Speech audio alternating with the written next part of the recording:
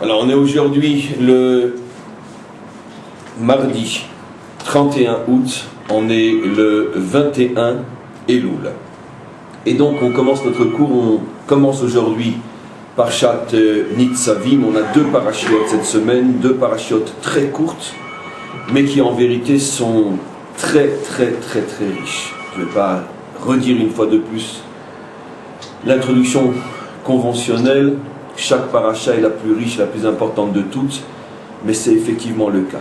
Dans notre paracha Nitzavim, on est véritablement en présence de dévoilement d'une prophétie inimaginable qui est d'autant plus forte que nous sommes, entre autres, la génération qui voit véritablement l'application de cette prophétie. Alors, à la différence de nombreux cours où on ne prend que quelques passages ici et là pour appuyer et construire nos explications, aujourd'hui on va lire en s'arrêtant et en commentant, mais on va lire malgré tout un peu plus que d'habitude, parce que je veux d'abord que l'on puisse parcourir ensemble cette prophétie qui était à l'époque de Moshe une prophétie qui est pour nous de l'actualité, cette prophétie réalisée, extraordinaire donc, qui se trouve dans cette paracha, énoncée il y a plus de 3000 ans.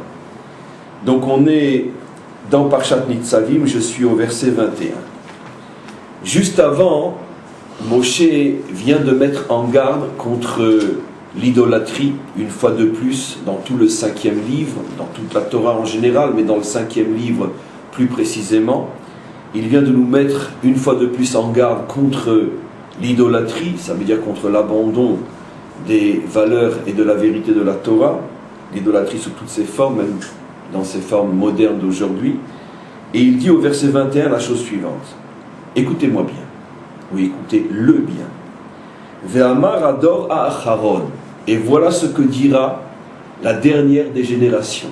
Ça veut dire Moshe parle clairement pour la fin de l'histoire, c'est-à-dire donc, que signifie la fin de l'histoire? La vie ne va pas s'arrêter, l'histoire ne va pas s'arrêter. On retrouve souvent dans la Torah l'expression Aharit Ayamim, la fin des jours, ou Dor Aharon. Alors, Aharon de quoi? La fin de quoi?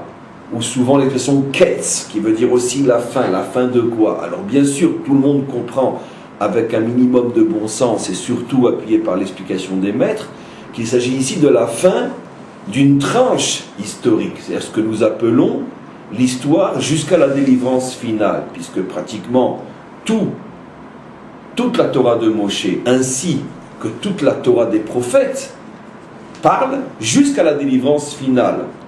Les prophètes font allusion très clairement à la délivrance finale, des versets en veux-tu, en voilà, dans Ésaïe et autres. Dans le livre de Moshe, on fait souvent allusion à la délivrance finale, mais d'une manière beaucoup plus voilée. Par exemple, comme dans ce verset, Dora Acharon, c'est-à-dire la dernière génération. La dernière génération, encore une fois, de quoi? Eh bien, de cette période historique qui est juste avant la délivrance finale. Donc, Moshe ici parle de ce qui va se passer dans les générations. Dor, comme on le sait, j'ai traduit par génération, mais c'est un petit peu, on pourrait dire faux comme traduction, pas complètement, mais un petit peu faux, parce que, à la différence de la traduction française génération, qui signifie une tranche d'âge bien précise, en hébreu, le mot d'or, c'est plutôt une période de génération. Ça peut être 3, 4, 5 générations. Par exemple, on parle du dor des Tanaïm, la génération des docteurs de la loi, qui a duré 400 ans. On parle du dor des Amoraïm, la génération de ceux qui ont expliqué la Mishnah, qu'on appelle donc les maîtres de la Gemara, et ainsi de suite. Donc un dor peut être 200, 300 ans, 400 ans, pas beaucoup plus, mais ça peut être une période de quelques siècles. C'est la raison pour laquelle nous savons que le dor Aharon, ce qu'on appelle la dernière génération, dure à peu près 300 et quelques années, celle qu'on appelle dans un autre langage Ikvata Demshicha, la génération du talon messianique. On a parlé du talon, c'est-à-dire c'est la période historique qui précède la délivrance finale. et qui dure plus ou moins 300 ans pour des raisons très profondes et très précises que l'on connaît, que l'on peut expliquer, mais ce n'est pas le sujet aujourd'hui. Donc en tous les cas, Moshe prévoit qu'il y aura un Dor Acharon, il y aura une fin de cette histoire qui a commencé avec la faute, et qui est finalement l'histoire de la faute, des fautes et de la réparation de la faute et des fautes, pour nous amener jusqu'à la délivrance finale. Et donc cette fin d'histoire s'appelle Dor Acharon. C'est donc très simplement et tout simplement, entre autres, notre génération qui faisons bien évidemment partie du Dor Acharon. Les versets qui suivent vont le prouver. Alors voilà ce que dit Moshe. Donc je vous dis, on est en pleine prophétie. N'oublions pas le contexte, ça a été dit il y a 3000 ans.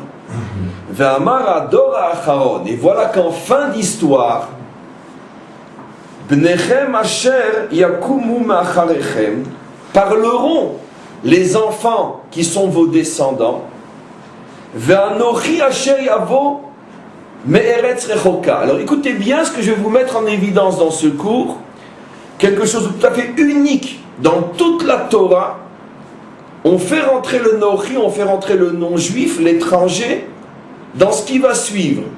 Et on le met au même niveau que l'enfant juif dans ce qui va suivre. C'est-à-dire que le verset précise que l'enfant juif, notre descendant, ainsi que le non-juif, vont être ensemble les acteurs de ce qui va suivre. Jamais dans toute la Torah de Moshe, vous trouverez un verset de ce type-là, où on fait témoigner le non-juif, et en plus, dans le même verset qui parle du témoignage d'un juif. Comme on est dans les derniers instants avant la délivrance finale, on peut déjà commencer à entrevoir la réponse à la question que je demande, puisque la délivrance finale concerne l'humanité tout entière.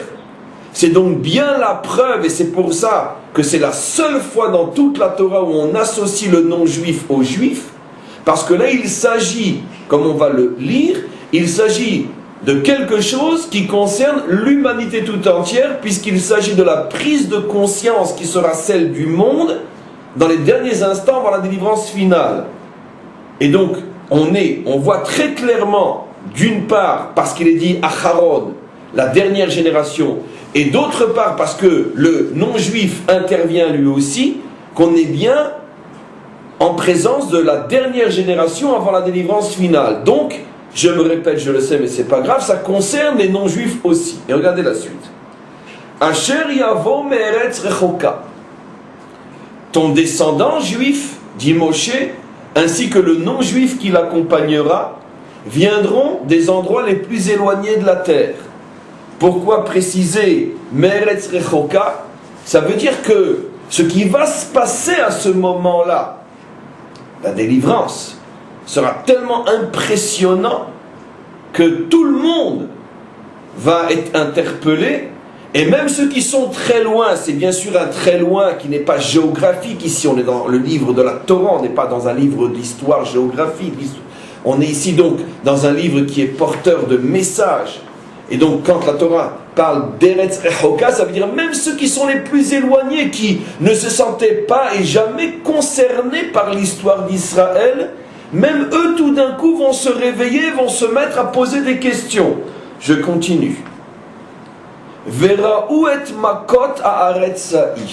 Et ils verront combien cette terre a été frappée. On parle bien sûr de notre terre. De quel coup s'agit-il? Comme on va le voir, que la terre est complètement désertique, que la terre est abandonnée.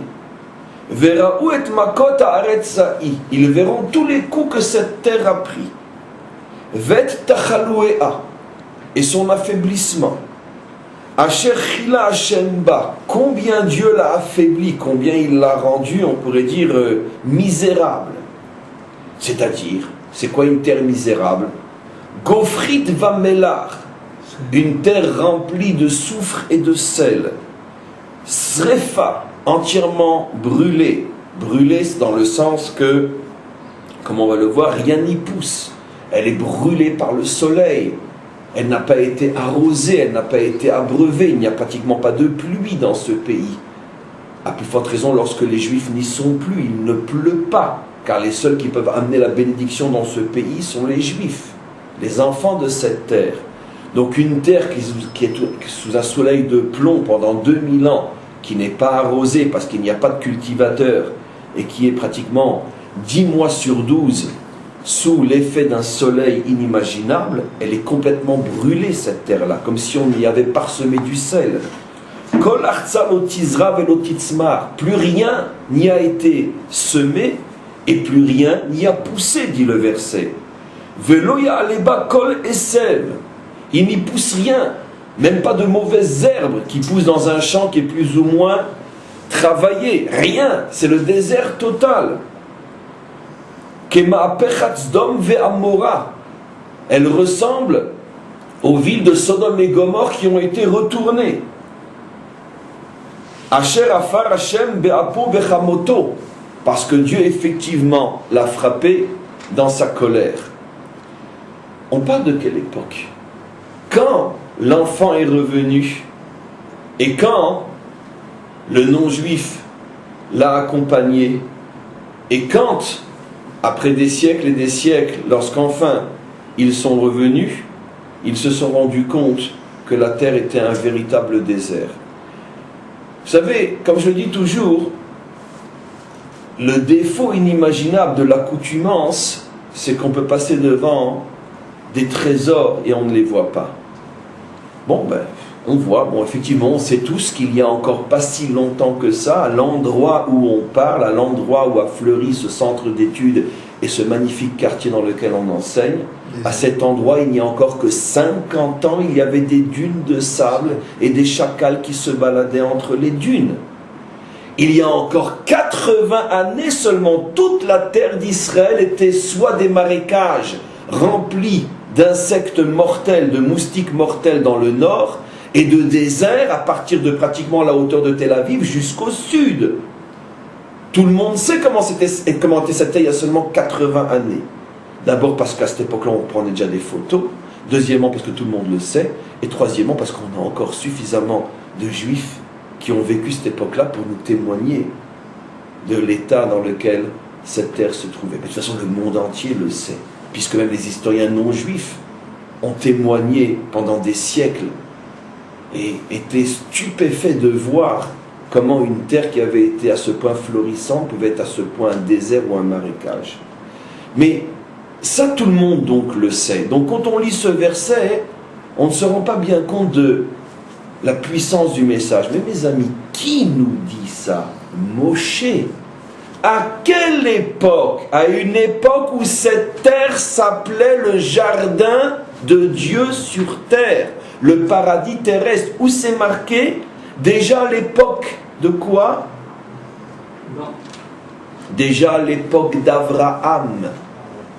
Toute la région de Sodome et Gomorrhe, pour ne parler que d'elle, est appelée le paradis terrestre. C'est pour ça qu'il a voulu s'y installer. Mais pas seulement cette région-là. Comment est appelé l'ensemble de la terre d'Israël? Une terre où coule le lait et le miel. Combien de personnes fortes et robustes et jeunes et solides a-t-il fallu pour porter seulement une seule grappe de raisin lorsque les explorateurs sont revenus de leur mission après 40 jours? Il en a fallu 10 sur les 12 pour porter une grappe de raisin comme la Torah le dit. Donc une terre avec une abondance inimaginable. Il faut quand même le faire lorsqu'on est en face d'une terre pareille, prévenir qu'un jour les descendants de nos descendants reviendront et trouveront devant eux une terre recouverte de sel et de soufre où rien ne pousse, brûlée par le soleil, qui ressemble plus à une terre après une explosion atomique, Sodome et Gomorrhe, qu'à une terre qui a un jour été habitée, qui en plus est appelée la terre où coule le lait et le miel dans toutes les langues et toutes les traductions, une terre qui faisait pousser des grappes qui nécessitaient 10 personnes pour les porter, une terre qui avait dans toute la vallée du Jourdain une telle abondance qu'on appelait cet endroit-là le paradis de Dieu.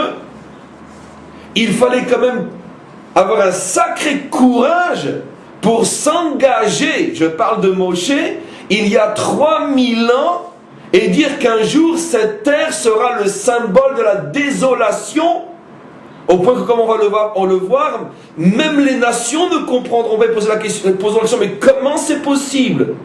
Donc vous voyez bien qu'on est en présence ici d'une prophétie authentique. J'insiste, parce que pour comprendre la puissance de ce qui va suivre. Sans le cours d'aujourd'hui, je pense que tous, Shabbat, on aura lu ou entendu ce verset, mais on n'aura pas tout d'un coup rebondi sur notre siège en se disant mais qu'est-ce que je suis en train de lire? Comprenez comment l'habitude use et tue. Donc, je referme la parenthèse. Donc, on est à quelle période de notre histoire? On est tout simplement ici, quelques décennies avant la nôtre. Nous, on est déjà bien avancé dans la description que Moshe fait. Viendra un jour où, après des siècles d'absence, vos enfants reviendront sur cette terre après y avoir été chassés comme on va le voir. Ils trouveront une terre qui aujourd'hui devant mes yeux et vos yeux s'appelle la terre où coule le lait et le miel, mais un jour s'appellera la terre de sel et de soufre où rien ne pousse, où rien ne vit. Voilà ce que dit Moshe dans la Torah. Comme je le rajoute souvent, si un jour quelqu'un vous demande dans la rue, prouve-moi que la Torah est vraie. Surtout ne commettez pas l'erreur de faire de la philosophie et de vous tordre la tête à chercher des réponses je ne sais où. Amenez-le tout simplement par Parshat Nitzavim et dites-lui, regarde, lis, comprends, interprète. C'est pas la preuve absolue que la Torah est divine. Comment un homme il y a 3500 ans qui a la Suisse en face des yeux, où coule le lait et le chocolat, dit qu'un jour, cette terre sera ruinée, son peuple sera chassé, mais qu'il reviendra et trouvera la terre désertique et la fera, comme on va le voir par la suite, refleurir. Comment un homme peut s'engager et dire de telles choses? Il l'a écrit. Si ça ne se réalise pas, on le fout lui et ce qu'il a écrit à la poubelle. Moshe s'est engagé et nous sommes les témoins de l'authenticité de son engagement. Voilà la preuve de l'authenticité absolue de la Torah. Pas besoin de chercher ailleurs. J'ai eu un grand-père, moi, qui est venu en 1916, qui voulait amener toute la famille, et qui est venu quelques semaines ici, qui a acheté des terrains, 2 terrains, alors qu'un on n'a jamais retrouvé, et qui a dit c'est le désert, c'est invivable, il n'y a rien, on ne peut pas partir en Israël. Même les historiens non-juifs l'ont écrit. L'expression, d'ailleurs quelqu'un va me la rappeler, mais comme vous le dites, l'expression ça ressemble à Sodome et Gomorrhe a été écrit par un historien non-juif très connu qui a fait le tour du Proche-Orient. Comment il s'appelait? Chateaubriand. Et qui a, peut-être Chateaubriand, et qui a écrit loin, cette terre est Sodome et Gomorrhe. Il parlait de toute la terre. Donc apparemment il s'est inspiré du texte biblique, ou c'est sorti tout seul parce que c'était vraiment ce qu'il ressentait, mais en tout cas, même les non-juifs ont témoigné de cela, comme le texte le dit lui-même. Regardez, on continue. Ve'amrou, mais regardez la partie la plus importante du texte. Ve'amrou kol hagoyim, puisqu'on parle que les nations elles-mêmes sont concernées, elles-mêmes voient ce qui se passe. Ve'amrou kol hagoyim, et toutes les nations diront à ce moment-là, Alma asa Hashem kachal haaretz azot. Mais pourquoi Hashem a à ce point frappé cette terre? Je m'arrête au niveau de la question. On est dans le Dora Acharon, on est dans les dernières générations avant la délivrance finale. Il y aura bientôt le grand et vrai dévoilement qui remettra tout le monde et toutes les idées et toutes les idéologies à leur véritable place. La vérité va enfin se dévoiler. Et donc, les nations se posent la question, mais pourquoi finalement cette terre, donc cette nation, a à ce point été détruite? Pourquoi il se pose la question maintenant et pourquoi il ne se pose pas la question avant?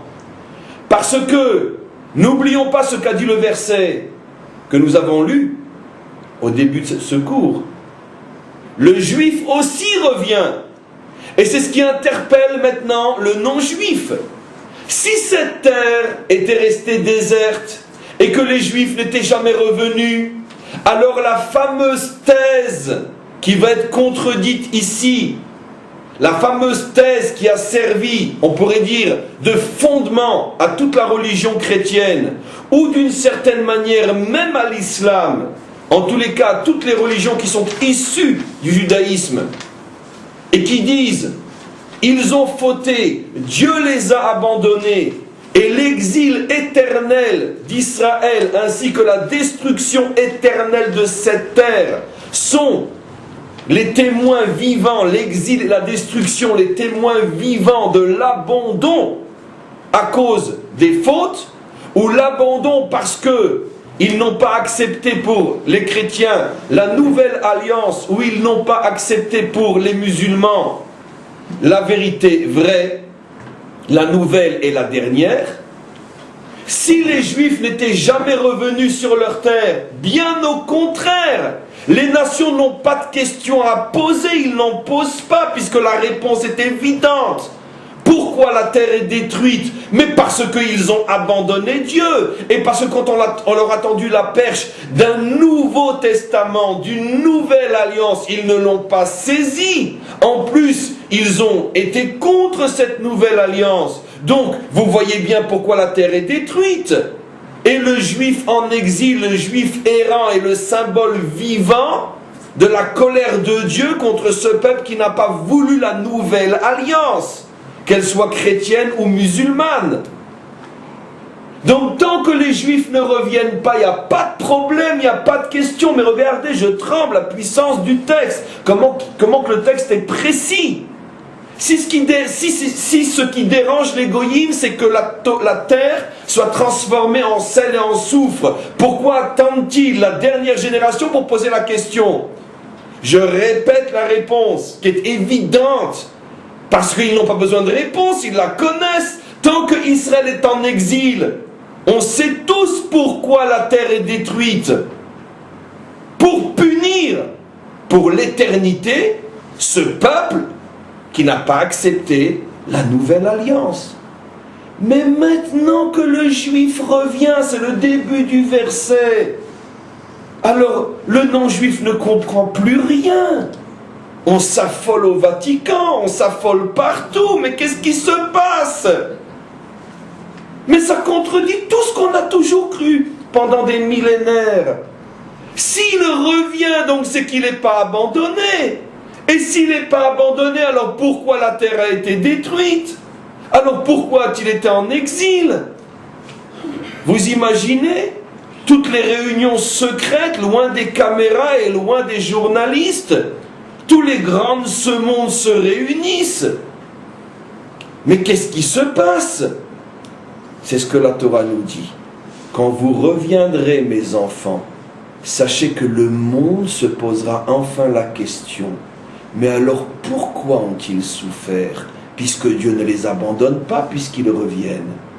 Heureuse la génération qui peut expliquer sur sa terre, à Jérusalem, ce que je vais dire. Regardez, on continue. Et donc, alors je reprends, il pose la question, Ve'amru kol hagoyim, tous les peuples demanderont alors, Al me'asa Hashem kacha la'aretz hazot. Alors on ne comprend plus rien. Toute notre thèse qui expliquait qu'ils ont été punis parce qu'ils n'ont pas accepté le nouveau message, soit chrétien, soit musulman, toute cette thèse s'effondre puisqu'ils reviennent. Ve'amru. Alors à ce moment-là, les nations, au fur et à mesure, dit notre maître Moshe, au fur et à mesure qu'elles verront qu'Israël revient, s'installe, reconstruit, refait vivre, sème, récolte, refait pousser et jaillir la vie et transforme les déserts en sources, comme les prophètes nous l'ont promis, à ce moment-là, les nations seront obligées d'admettre qu'elles se sont trompées. Mais non, c'est pas parce qu'ils n'ont pas voulu de la nouvelle alliance, c'est exactement le contraire qui est vrai. Regardez ce que les nations diront. Regardez, ce verset-là porte la fin totale, définitive du mensonge qui dure depuis 2000 ans en ce qui concerne notre peuple. Ce mensonge est détruit dans ce verset-là. Et regardez ce qui est dit. Ve'amru, les nations elles-mêmes diront, Alacher azvu et brit Hashem, parce que les Juifs ont abandonné l'alliance de Dieu. Là, ils peuvent encore être contents, l'alliance de Dieu. Ah oui, vous voyez, on leur a dit, hein, il ne fallait pas abandonner l'alliance. Mais attendez, lisez jusqu'au bout. De quelle alliance s'agit-il? L'alliance du Dieu de leur père, Asher Karat Imam, qu'il a conclu avec eux, Beotzio Otam Me'eretz Mitzrayim, lorsqu'il les a sortis d'Égypte. La première, pas la nouvelle. Autant que je sache, et tout le monde, et tous les hommes de bonne foi le savent, l'alliance qui a été conclue avec nous au moment de la sortie d'Égypte s'appelle la Torah de Moshe, ce que eux appellent l'Ancien Testament. Et regardez comment ce verset fait tomber 2000 ans de mensonges. Vous dites que nous souffrons parce que nous n'avons pas accepté la nouvelle alliance, qu'on appelle en hébreu Brit HaChadasha. En Israël, on voit partout des églises avec l'enseigne Brit HaChadasha, parce qu'elles l'écrivent en hébreu, la nouvelle alliance. À Jérusalem, vous en avez 4 ou 5 au moins, sur lesquels c'est marqué en grand Brit HaChadasha, le lieu de la nouvelle alliance. Ce n'est pas parce que nous n'avons pas accepté la nouvelle alliance, c'est parce que nous avons abandonné l'ancienne, celle que Dieu a contractée avec nous au moment de la sortie d'Égypte. Mais comment avez-vous des yeux et vous ne voyez pas? Mais comment pouvez-vous pendant 2000 ans enseigner, dire, proclamer un tel mensonge alors que vous vous référez, volontairement ou non, consciemment ou non, vous vous référez quand même un petit peu à l'Ancien Testament. Vous ne voyez pas que l'Ancien Testament dit qu'à la fin des temps, lorsque nous reviendrons et que ça fera un tollé dans le monde parce que ça commencera à faire tomber toutes vos théories meurtrières sur nous, vous voyez bien que la Torah avait déjà prévenu que vous-même comprendrez alors que nous avons été punis à cause de l'ancienne alliance, pas à cause de la nouvelle, ni la chrétienne et ni la musulmane. Il n'y a qu'une seule alliance, la nôtre, et c'est que par rapport à cette alliance que nous sommes jugés. Je relis le verset pour ceux qui n'ont pas compris. Ve'amru, c'est les nations qui diront. Et je reviens maintenant sur la question que j'avais demandé, mais où a-t-on vu dans toute la Torah de Moshe qu'on laisse les nations s'exprimer au point que ça devient un verset? Mais c'est révolutionnaire ce verset. Pourquoi c'est les nations qui disent ça? Pourquoi c'est pas nous qui le disons? Puisqu'on est en train de constater que notre terre est devenue un désert. Et c'est tout à fait normal, on aurait tous compris si le verset avait dit « Et nous, c'est-à-dire nos enfants se demanderont « Mais pourquoi ça nous est arrivé ?» Et nous répondrons « Parce que nous avons abandonné l'alliance contractée au moment de la sortie d'Égypte. » Or ici, on est en présence d'un phénomène unique dans toute la Torah, alors que c'est nous qui sommes concernés, c'est nous qui devons parler, c'est les goïms qui parlent à notre place. Mais la réponse est claire, mais elle est bouleversante. Parce que ici, la Torah ne s'adresse pas à nous, elle s'adresse à eux. Vous qui avez fait souffrir mon peuple pendant 2000 ans, vous qui l'avez accusé de déicide, vous qui l'avez accusé d'avoir été abandonné, vous qui l'avez traité comme quelqu'un qui n'existe que pour être persécuté, vous qui avez fondé des théories de mensonges sur la souffrance de ce peuple, c'est vous maintenant qui ferez l'aveu de votre mensonge. C'est vous qui reconnaîtrez que la seule et unique raison pour laquelle mon peuple a souffert, c'est pas à cause de votre alliance, c'est à cause de la mienne qui est aussi la sienne. Car moi, maître du monde, je ne connais qu'une seule alliance, celle que j'ai contractée avec mon peuple à la sortie d'Égypte. Voilà ce que les goïms seront obligés de reconnaître. Vous comprenez maintenant pourquoi on souffre tellement sur notre terre? Vous comprenez pourquoi et qui est derrière tout ce qui nous arrive, comme on le sait tous et on n'a pas le droit de le dire? Vous comprenez pourquoi les dirigeants, les politiques sont tous des marionnettes entre les mains d'une éminence grise qui dirige le monde et qui fait tout pour que le projet de notre retour s'arrête?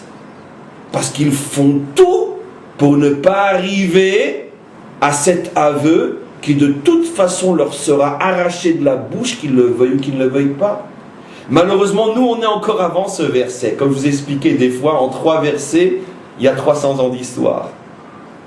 Dans la Torah de Moshe, c'est 3 versets. Mais dans notre histoire, c'est peut-être 400 ans.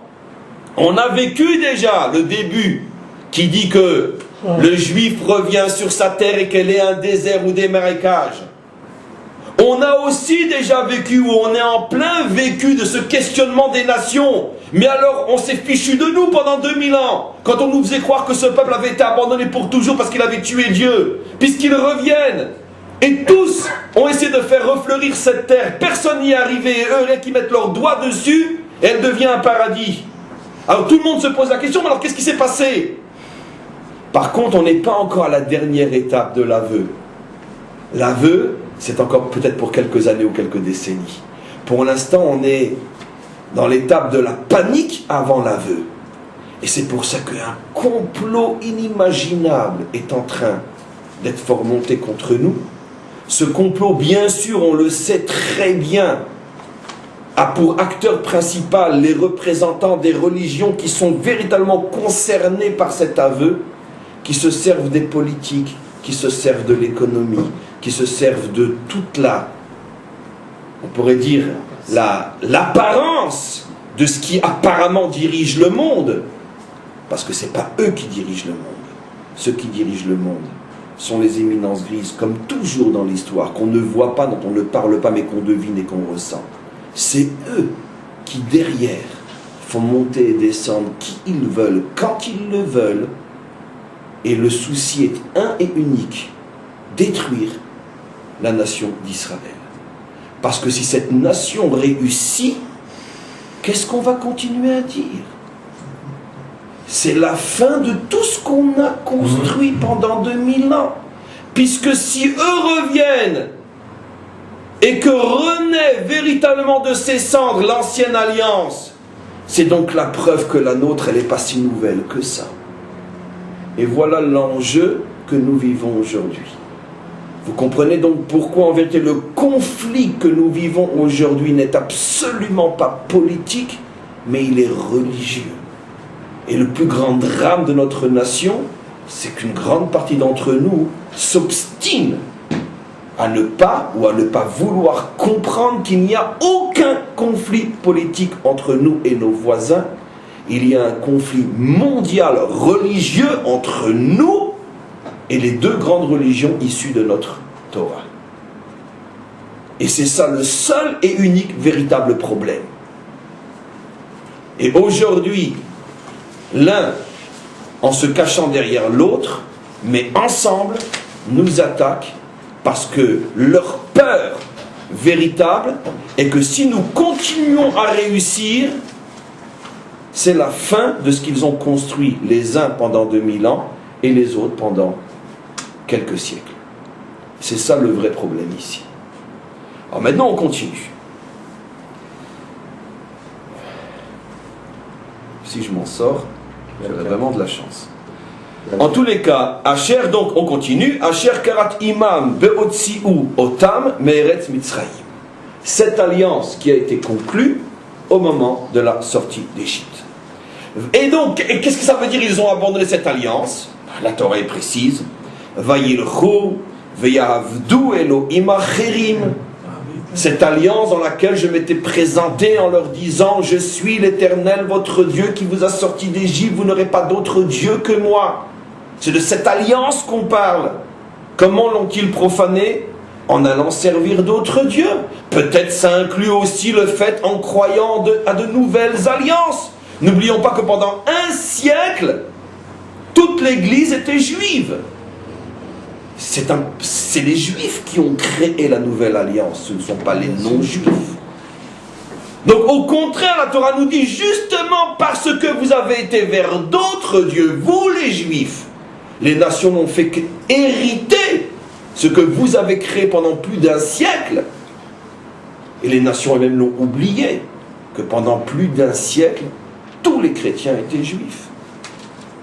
Et ce n'est que beaucoup plus tard, à l'époque de Paul, que le christianisme est devenu non-juif. Et encore plus tard, avec bien sûr la conversion de l'empereur de Rome.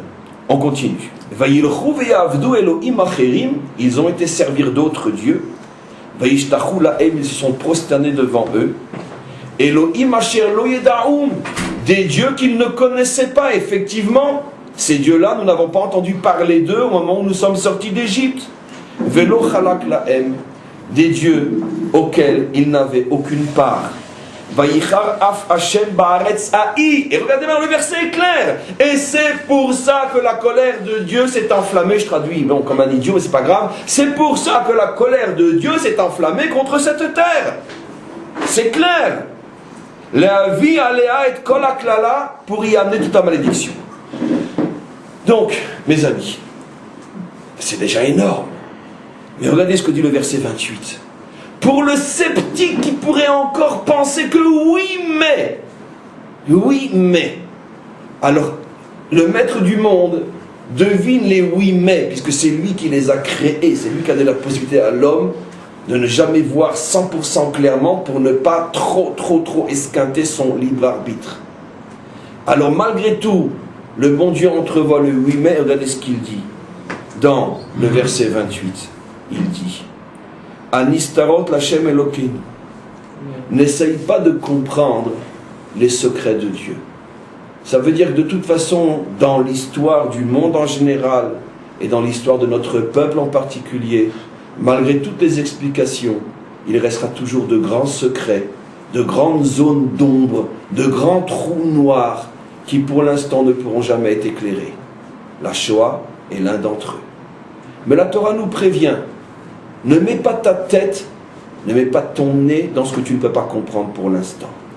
Alors, où je me situe, moi, juif, maître du monde, dis-je. Alors, regardez. Ve'aniglot lanu ulbanenu ad olam. La'asot et kol divrei haTorah azot. Mais Ribono Shel Olam, mais où ont-ils leurs yeux quand ils lisent ce que eux appellent l'Ancien Testament? La Torah est quand même claire. Je te demande pour l'éternité d'accomplir tout ce que tu vois dans cette Torah. Je répète le verset. Va'niglot lanu ulbanenu ad olam, pour nous et pour nos enfants, pour l'éternité. La asot, nous devrons accomplir et kol divrei haTorah hazot. Quand Moshe il dit Torah hazot, il n'a pas encore le nouveau dans les mains, il n'a que l'ancien.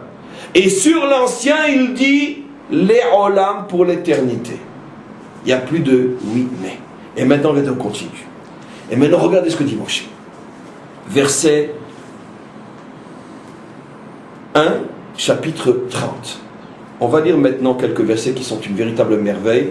Parce que comme vous allez le comprendre, on est en plein dans leur réalisation. Et regardez maintenant la prophétie de Moshe. Il parle il y a 3000 ans. Je sais que je l'ai déjà dit, mais moi je ne me lasse pas de le dire, parce qu'à chaque fois que je le dis, et j'espère pour vous aussi, et pour ceux qui écouteront ce cours, je tremble tellement, je me dis, mais c'est pas possible.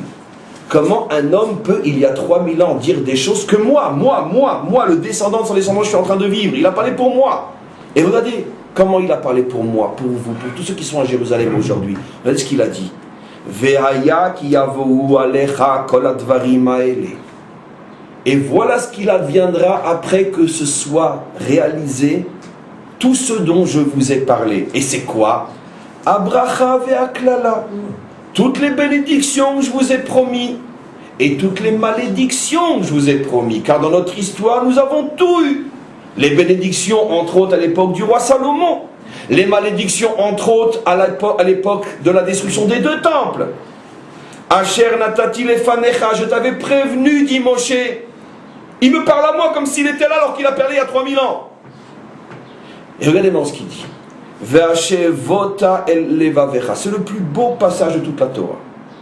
Celui-là, c'est vraiment le plus beau. Ve'ashevota el levavecha. Un jour viendra où enfin ce que je dis rentrera dans ton cœur.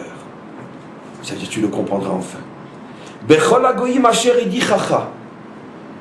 Parmi les nations où tu auras été exilé. Tiens, Moshe sait qu'on va être exilé. Tiens, Moshe sait qu'un jour les Juifs se réveilleront de partout où ils sont, comme nous le voyons depuis des décennies. Même un avocat, un journaliste autrichien, qui ne savait même pas lire l'hébreu, rien. Lui aussi, tout d'un coup, il s'est réveillé. Et qu'est-ce que dit le verset? Regardez comme c'est précis. Asher adi chacha, là où tu seras perdu au milieu des nations. On parle même de juifs perdus qui vont se réveiller. Mais d'où Moshe le sait il y a 3000 ans? Vous me direz, c'est un prophète. Je ne fais que le mettre en évidence. Car des fois, les évidences deviennent tellement évidentes qu'on ne le sait plus. On a fini par oublier que Moshe est un prophète. C'est pour ça que ce genre de verset remet les pendules à l'heure. Moshe est un prophète. Comment pouvait-il savoir qu'un jour, un journaliste autrichien parlerait du retour? Alors qu'il ne sait rien du judaïsme. Mes amis, il ne savait tellement rien du judaïsme que Dieu me pardonne, je ne dis pas ça pour dire du mal de lui. Tous ses enfants se sont convertis au catholicisme. Ça veut dire que vraiment il était loin. Comme n'importe quel notable autrichien de l'époque qui faisait tout pour s'assimiler. Mais lui, tout d'un coup, il a... C'est de ça qu'on parle ici. Même ceux qui sont les plus éloignés, tout d'un coup se mettront à se réveiller. Alors ne parlons pas des autres, ceux dont les enfants ne sont pas convertis au catholicisme. On continue. Du milieu des peuples où Hachem t'aura exilé. Et regardez ce qu'il dit. Veshavta ad Hashem Elokecha. Tu entameras un retour qui te ramènera jusqu'à Dieu. C'est vrai, le réveil de cet Autrichien était encore à des années-lumière d'être un retour vers Dieu. Mais il a entamé. Ad, le verset est précis. Veshavta ad. Il faut absolument que nous comprenions l'hébreu. Parce que l'hébreu est fondamental dans ce genre de verset. Veshavta ad signifie que tu entameras un processus de retour jusqu'à. Ça peut prendre des décennies. La Torah nous a prévenus. Ne commets pas l'erreur de te dire « Oh oui, mais lui, il n'était pas religieux, et puis toute cette bande de nuls, de zut qui ont... » Mais non, le verset te prévient. Veshavta ad, c'est un long processus de retour qui commence parmi les nidachim, qui commence précisément parmi ceux qui sont les plus éloignés. Mais regarde, nous, un siècle après, qu'est-ce qu'on constate? C'est qu'effectivement, non seulement le retour a suivi son cours, il a été de plus en plus fort, et pas seulement sur le plan physique, sur le plan spirituel. Prenons l'exemple rien que de notre communauté. Rappelons-nous comment nous étions encore il y a quelques années et comment nous sommes aujourd'hui. Tout Israël est en train de revenir. Le processus est un processus de retour, non d'éloignement. On le sait tous, on le voit tous, on le vit tous. La Torah ne s'est pas trompée. Un long mais sûr processus de retour. Qui aboutit où? À Hashem Elokecha. Ce sont tous les Chosrim Betchouva par milliers que nous voyons se rajouter les uns après les autres chaque jour sur notre terre. C'est phénoménal ce qui se passe aujourd'hui. Regardez maintenant. Veshavta ad Hashem Elokecha veshamata bekolo. Et tu finiras enfin par entendre sa voix.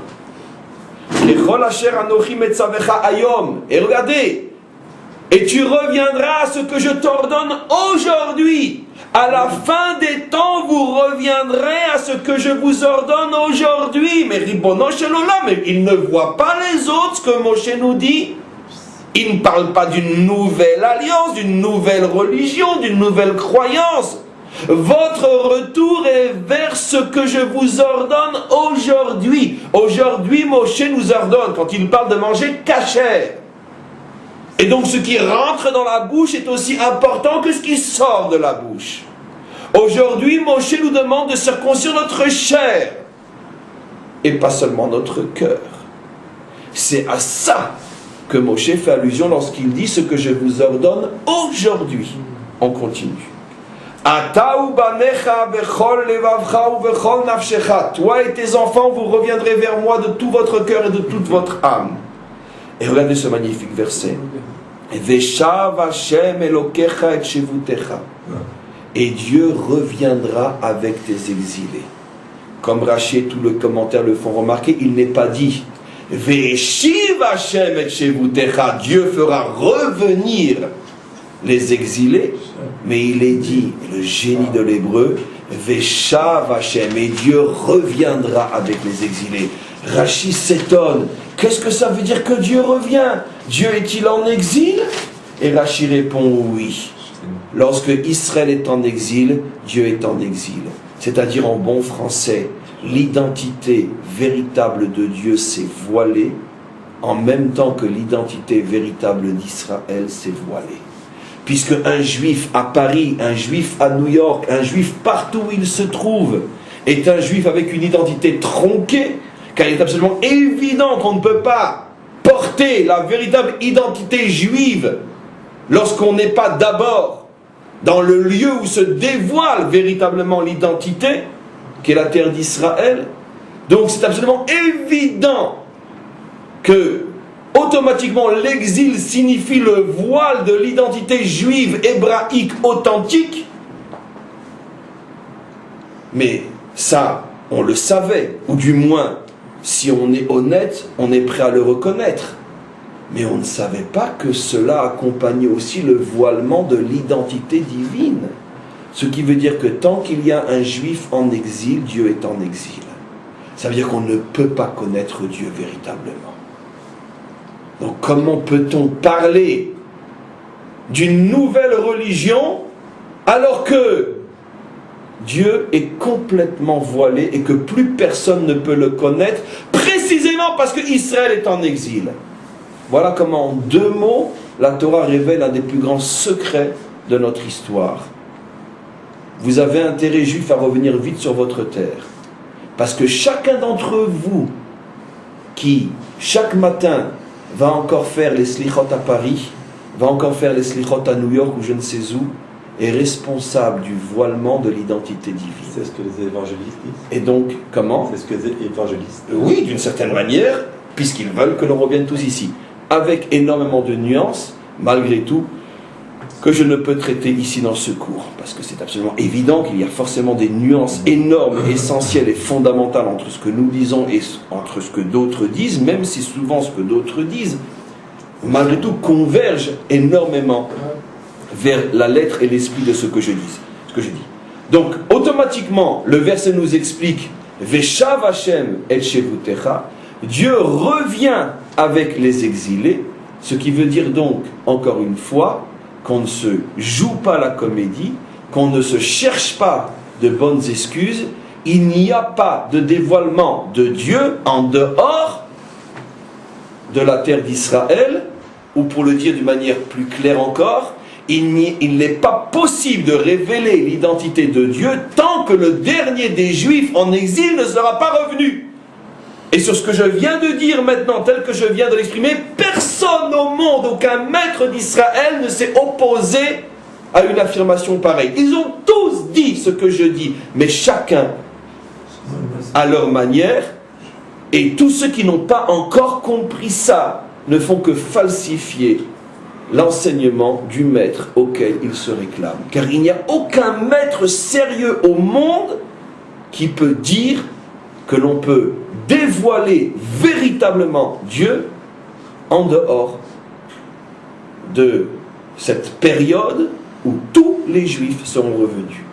Comme le rabbi, par exemple, insiste constamment pour dire cette phrase qui est devenue pratiquement son leitmotiv, Velo nidar mimcha shum nedar, personne ne restera à l'extérieur. Tant qu'il n'y en a encore qu'un à l'extérieur, l'identité divine ne peut pas se dévoiler à la perfection. Et c'est la raison pour laquelle le verset ici est au singulier. Tous les commentaires font remarquer que puisqu'on est en train de parler du retour d'Israël, comment se fait-il que depuis le début de la lecture, on parle au singulier, tu reviendras, etc. Alors on sait, à un niveau simple, parce que Israël est appelé comme une entité unique au singulier. Mais c'est une explication juste, mais qui reste la première. À un niveau plus profond, c'est pour bien nous faire comprendre que pour que Dieu revienne, il faut que chacun en particulier revienne. Et tant qu'il en reste encore un, Velo nidar mimcha shum nedar, tant qu'il en reste encore un, il y a quelque chose de Dieu qui ne peut pas se dévoiler. Et les commentaires donnent un exemple extraordinaire pour montrer ça. Vous savez que dans la loi du bain rituel, le mikvé, si on se trempe pour se purifier et qu'il ne reste ne serait-ce qu'un cheveu dehors, même 1 millimètre de cheveux dehors, c'est comme si la personne ne s'était absolument pas trempée et elle doit tout recommencer. Ce qui veut dire que même si 99,9% du corps est immergé dans l'eau, un cheveu rend caduque toute l'immersion. C'est exactement. Puisque la délivrance est aussi et surtout la purification de notre peuple, comme il est dit, et je verserai sur vous des eaux de vie qui vous purifieront, Veti artem lifne Hachem, vous serez purifiés devant Hachem, dans Ézéchiel et d'autres prophètes. Automatiquement, puisqu'on compare la délivrance à une purification, il est donc clair que s'il reste un cheveu, c'est-à-dire un juif dehors, la purification ne peut pas se faire véritablement. Oui. Quelle différence entre nous et Amalek à ce niveau-là? Si vous dites à cause de nous ou d'un juif qui est en exil, le nom d'Hachem il n'est pas entier, ou du moins il est pas entier sur la terre d'Israël, et Amalek a divisé le nom de Dieu en il n'y a aucune différence entre nous et Amalek d'un point de vue israélien. Tu as parfaitement raison. Le fait que Dieu est en exil, par le fait que chaque juif est en exil, empêche le dévoilement du nom divin. Je répète à haute voix ce que tu as voulu dire. C'est apparemment ce que la Torah accuse Amalek d'avoir fait ou d'avoir voulu faire, de voiler le nom de Dieu, de l'avoir coupé en deux, rappelez-vous tous ces coups, etc. Bon, peu importe.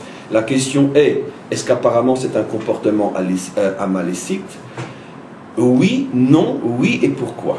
Non d'abord parce qu'il est absolument évident qu'il n'y a aucune comparaison à faire entre la raison pour laquelle un juif reste à Paris et la raison pour laquelle Amalek nous met dans un four crématoire pour qu'on ne vienne pas en Israël.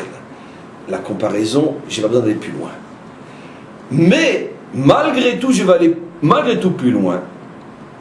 C'est en vérité à cause d'Amalek que le juif ne revient pas, c'est toujours à cause de lui. Parce que Amalek n'est pas seulement un personnage qui nous met dans les fours. Au moment où on revient sur notre terre et que le moufti de Jérusalem se dépêche de dire à Hitler, il faut absolument stopper ça, comme on le sait, tout de suite, quelques mois après, la solution finale est déclarée. Tout de suite après la rencontre entre le moufti et Hitler, comme on le sait, on se fatigue de le répéter. Donc, c'est pas seulement celui qui nous met dans les fours pour que nous ne revenions pas à Jérusalem. Donc, aucune comparaison possible avec celui qui reste à Paris parce que là-bas il a la Parnassa et ici il pense ne pas l'avoir. Mais, en vérité, c'est toujours à cause d'Amalek parce qu'Amalek c'est pas seulement physique, c'est aussi spirituel. C'est quoi la clipa d'Amalek? C'est quoi l'impureté d'Amalek? Comme on le sait, entre autres, c'est le doute. C'est celui qui me décourage. Et donc automatiquement, après toutes les explications que pourra te donner celui qui n'a pas le courage de monter en Israël, après que tu aies tout entendu et que tu cherches maintenant, bon allez, conclusion, c'est quoi ton problème? Tu as un doute, est-ce que tu vas réussir ou non? Parce que si tu étais sûr que tu vas réussir, tu ne serais même plus là-bas pour qu'on puisse en parler. Or finalement, à quelques exceptions près, et quand je dis et je précise, j'allais encore une fois oublier de le faire. Ça m'a d'ailleurs causé tellement d'ennui que je le reprécise. Quand je parle de venir en Eretz Israël, je parle de tous ceux qui sont l'écrasante majorité, qui n'ont pas, au moment où je parle, une obligation d'être là où ils sont, parce que s'ils ne sont pas là-bas, il y aura une catastrophe qui va se produire. Par exemple, je sais pas, quelqu'un qui est à la tête d'une école, à ce moment-là, s'il dit je m'en vais, à quoi 2000 enfants vont se retrouver sans chinour. Il faut être intelligent. Il y a malgré une construction. Je ne parle pas de quelqu'un qui œuvre pour le peuple juif quelque part dans le monde et que s'il s'en va, il va mettre dans une difficulté énorme des dizaines, des centaines de gens qui dépendent de lui. Je ne parle pas de ça. Ce qu'on appelle dans notre langage à nous, les chassidim, la shlichut. Je ne parle pas de ça. Malgré tout, même dans la shlichut, je précise, je ne parle pas seulement de la shlichut Lubavitch, bien sûr, je parle de la shlichut, d'une mission, je précise, à condition d'être honnête, à condition de ne pas tenir un double langage, à condition de ne pas laisser croire à ceux dont on s'occupe que heureux comme dans le meilleur des mondes, et que finalement on peut vivre là pour l'éternité. Non. Si tu tiens le langage qui est celui d'un chassid authentique, il n'y a pas de temps à perdre, c'est bientôt la délivrance, il faut se préparer à partir. Et que donc il faut revenir à la Torah, parce que c'est la condition première et fondamentale pour être un bon juif en Eretz Israël. Si c'est ton langage que tu fais vraiment sentir à toi-même et aux autres, que c'est du provisoire tout ça, comme l'a dit et le répète sans arrêt le rabbi, tout ça c'est du provisoire, on n'est pas là pour y rester. Si tu le vis et tu le fais vivre, alors tu es un chaliar authentique.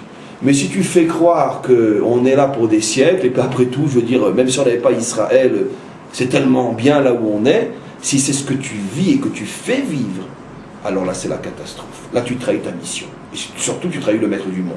Et tu trahis celui au nom duquel tu te réclames. Maintenant, je reviens sur ce que j'explique. Finalement, Amalek est toujours le responsable, puisque c'est lui qui nous met dans le doute. Parce que si chaque juif qui hésite se voyait déjà après la fin du film installé et ayant réussi, ce qui arrive à tous ceux qui viennent sincèrement pour s'installer et réussir, car ceux qui ne réussissent pas, forcément il y a eu quelque part un moment où ils ont succombé au doute, et c'est pour ça qu'ils se sont affaiblis et sont repartis. Et donc automatiquement, puisque le doute c'est l'impureté spirituelle d'Amalek, automatiquement c'est clair que Amalek est toujours responsable et que ses victimes sont entre autres soit dans les fours, soit dans les métros parisiens. Simplement que dans les fours ce sont les victimes même physiques, et dans les métros parisiens ce sont les victimes seulement spirituelles. Bon, mais c'est toujours Amalek qui frappe. On va terminer juste par une phrase extraordinaire. Regardez, elle est magnifique cette phrase, le verset 4. Et même si tu es perdu au fin fond du ciel, à comprendre bien sûr pas comme dans un livre de géographie, mais dans un livre de Torah, c'est-à-dire tu es perdu dans des idéologies, dans des trucs fous, tu es quelque part en Inde ou sur une montagne dans le Tibet en train de faire je ne sais quoi, pour arriver à l'extase. Donc, même si tu es perdu au fin fond du ciel, dans je ne sais quelle folie spirituelle, Misham yikabetsecha Hashem, de là-bas Hashem viendra te chercher. D'où on trouve le plus de jeunes juifs qui reviennent à la Torah, précisément des Indes et du Tibet. Comme on le sait, la Torah s'est pas trompée. Avec un minimum de décodage, on dit chapeau Moshe, tu nous as encore une fois prouvé que tu étais un bon prophète. Même ceux qui sont perdus au fond du ciel, et c'est précisément ceux-là dont il parle, et il ne parle que d'eux, ceux-là reviennent. Et on le voit tous les jours. C'est précisément les juifs qui étaient les plus perdus, au fin fond d'idéologie céleste complètement désincarnée et déconnectée du judaïsme authentique, c'est précisément ceux-là qui reviennent au galop. C'est ce que dit Moshe. Et donc je répète le verset, Vesha, et donc il est dit, même si tu es perdu au fin fond du ciel, Misham yekabetsecha, de là-bas j'irai te chercher, Hashem Elokecha, moi Hashem ton Dieu, ou Misham yekachecha, de là je te prendrai, et je te prendrai pour t'amener où? Mais bien sûr, laissons parler. Ve'eviacha Hashem Elokecha el haaretz. Non. Je ne t'ai pas ramené à moi pour que tu ailles t'installer dans une synagogue à Paris. Mais non, je n'ai quand même pas à faire l'effort d'aller te chercher au fin fond de ton ciel pour que tu t'installes en dehors de ma terre. Alors pourquoi je suis venu me fatiguer à te ramener alors? Je t'aurais laissé où tu étais. Regardez ce que dit le verset. Ve'aviecha Hashem Elokecha el haaretz, et Hashem ton Dieu te ramènera sur la terre, Asher Yarshu Avotecha, qu'il a donné à tes pères. Donc c'est clair. C'est incontournable. Je ne sais pas comment, avec un texte comme ça, on peut encore dormir tranquille si on n'essaye pas au moins de le vivre et de l'assumer chacun à notre niveau. En tous les cas, vous voyez que ce texte est une prophétie absolument époustouflante On a montré comment elle était véritablement une prophétie de la fin des temps, puisqu'elle s'adresse aux nations essentiellement. Ce n'est que vers la fin du cours et vers la fin des versets que je suis revenu à un problème plus juif qui nous concerne. Mais en vérité, que ce soit le début du cours ou la fin du cours, on comprend bien que c'est véritablement de notre actualité que Moshe parlait il y a 3000 ans. On est véritablement la génération. C'est pour ça que n'oubliez pas ce passage. Les 30 premiers versets de Parshat Nitzavim sont la preuve absolue. Premièrement, de l'authenticité de la prophétie de Moshe. Deuxièmement, de l'authenticité de la prophétie de la Torah. Troisièmement, de l'authenticité de l'histoire juive. Puisque l'histoire juive, comme on le verra encore un peu plus demain, correspond en tout point, puisque nous sommes là pour le témoigner, à tout ce qui a été prévu il y a déjà 3000 ans. Donc, tout est vrai, absolument vrai. Donc, à titre, encore une fois, d'application la plus concrète, la plus technique, si vous avez un jour à discuter avec quelqu'un sur l'authenticité que je viens de décrire, 1, 2, 3, 4, ne cherchez pas des preuves religieuses, philosophiques, scientifiques, c'est de la foutaise tout ça. Rapportez 30 versets et dis-lui, voilà, débrouille-toi avec maintenant, reviens voir dans quelques jours. Et si tu as affaire à quelqu'un d'honnête, c'est sûr qu'il va dire, vous avez raison. Et si tu as affaire à quelqu'un de malhonnête, de toute façon, quoi que tu lui dises, il n'acceptera pas. Donc au lieu de perdre ton temps à des démonstrations mystiques et tout ce que tu veux, ou scientifiques, selon le tempérament de celui que tu as en face de toi, traduis-lui ce texte s'il ne le comprend pas en hébreu, et tu lui diras, viens me revoir dans une semaine. Et là tu vois tout de suite, homme honnête, j'ai tout compris, homme malhonnête, rien n'y fera. En tout cas pour l'instant, parce que personne n'est perdu à long terme. On s'arrête là pour aujourd'hui, et merci beaucoup.